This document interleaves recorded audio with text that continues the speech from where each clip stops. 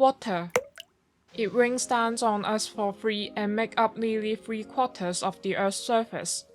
Yet somehow, we gladly pay a massive premium for it at the checkout counter.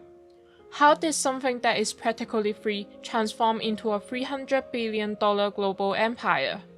The clearest way to decode this brilliant deception is to follow the money straight to the top.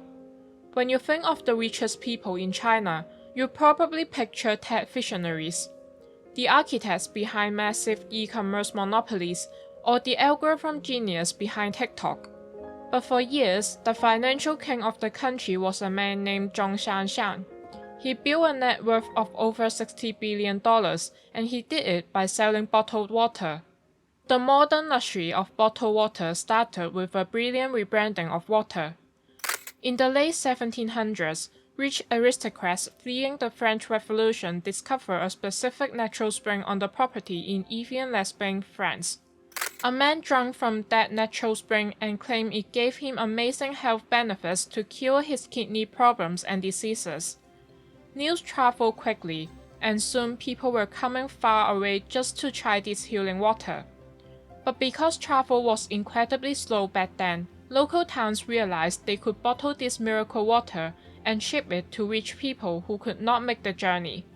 At that time, only rich and powerful people could afford to buy this magical bottled water. It was a status symbol. For everyone else, normal water was still free and available at any local well. But everything changed during the Industrial Revolution in the 19th century. Cities grew incredibly fast, and places like London in 1850 became dangerously crowded. With 1 million people packed closely together, raw sewage flowed straight into the River Thames. This caused terrible cholera disease that destroyed entire communities. While governments slowly dug tunnels and laid pipes to build public water systems, private companies realized that fear is a massive driver of sales. They stepped in and built private clean water networks strictly for wealthy neighborhoods. They also set up shops selling clean bottled water to anyone desperate enough to pay for safety. By the 1970s, public tap water in most developed countries was perfectly safe to drink again. The water companies had a huge problem. They lost their main selling point.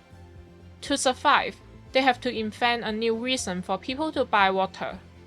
So they stopped competing with the kitchen sink and start competing with soft drinks and cocktails. In the 1970s, the French brand Perrier launched a massive marketing campaign in America, calling themselves Earth's first soft drink. They showed elegant adults drinking it in fancy parties. Around the exact same time, a scientist invented the PET plastic bottle. This new plastic was incredibly cheap to make, lightweight, and impossible to shatter. Suddenly, the industry had a perfect combination: a cheap, unbreakable container and a marketing campaign that made drinking bottled water look cool and healthy. But while this plastic and marketing revolution conquered the West, it hit a massive cultural war in China. For centuries, the standard practice in China was to boil water for tea and health. Drinking cold raw water from a bottle was a completely alien concept. However, as China rapidly industrialized in the 1980s and 90s, city infrastructure struggled to keep up.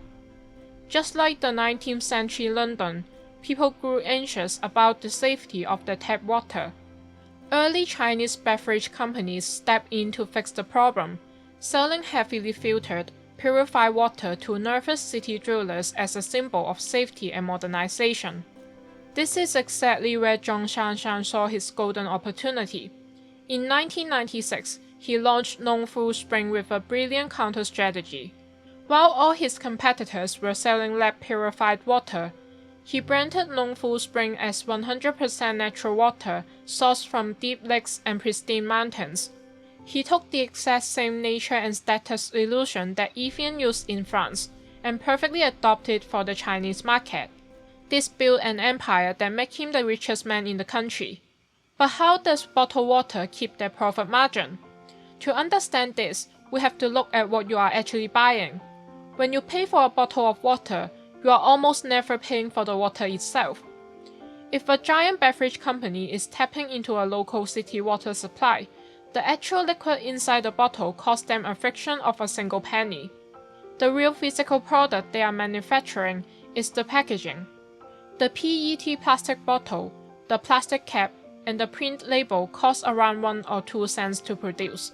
Even when you add the cost of running the bottling factory, paying the truck drivers for local delivery, and running those expensive marketing campaigns, the total cost to create a standard bottle of water is usually just 5 to 10 cents.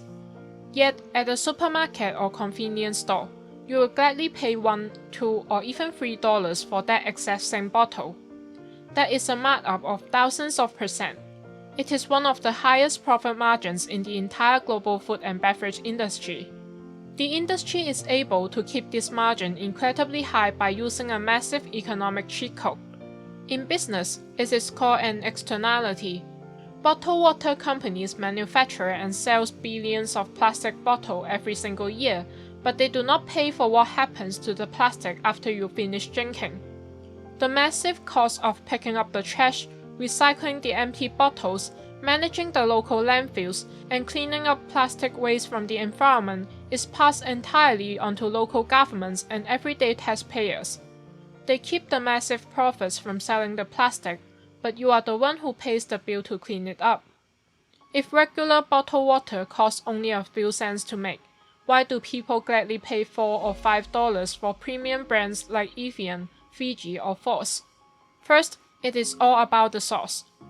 Unlike regular bottled water that might just come from a city tap, premium water boasts pristine origins. It is often sourced from deep underground aquifers, remote glaciers, or completely untouched natural springs. In these environments, the water undergoes a long natural filtration process as it slowly trickles down through layers of ancient rock and sand. This slow journey through the earth gives the water its second premium quality, a unique mineral composition. As the water moves through the rocks, it picks up a naturally balanced blend of minerals like calcium, magnesium, and potassium. This gives the water a distinct, crisp taste profile that is completely different from the flat, empty taste of heavily purified water. On top of that, many of these premium waters naturally have alkaline properties. Because they feature a higher pH level, usually between 8 and 10, many consumers actively seek them out for their perceived health benefits. Moreover, the premium experience is completed by eco-luxury packaging. Instead of cheap single-use plastic, high-end waters are frequently bottled right at the source in elegant glass bottles, recyclable aluminum, or BPA-free materials. This high-quality packaging serves a dual purpose.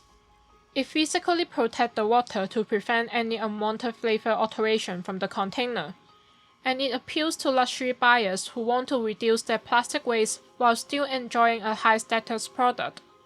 But the true secret to the premium water market isn't the geology, it is psychology. Premium water is a textbook example of a vibrant good, a luxury item where demand actually goes up as the price increases. When you carry a heavy glass bottle of Force or Evian, the high price tag itself becomes a feature, acting as a social marker of health, wealth, and sophistication. By keeping the price artificially high, these companies ensure that you aren't just buying hydration, you are buying a highly visible status symbol.